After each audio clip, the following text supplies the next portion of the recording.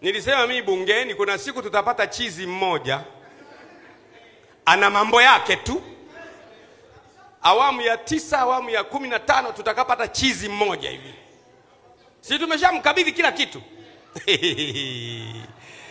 Hakuna hatari kubwa kama kumkabidhi mwenda wazimu shoka sokoni.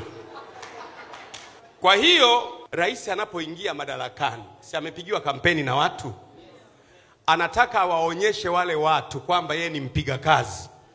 Lakini muda alionao ni miaka 5 tu.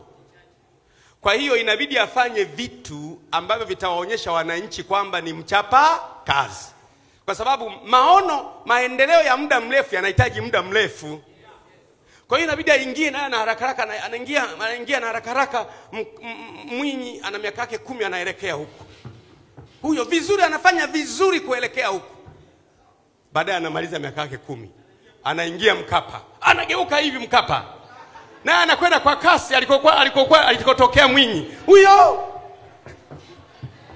anafika hapa. Amefanya maendeleo kabisa.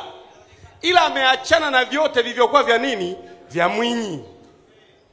Anaingia rafiki yangu JK. Anageuka kushoto. Na yeye miaka 10 huyo upande wake, na anaelekea upande wake. Anaingia JPM na yeye huyo.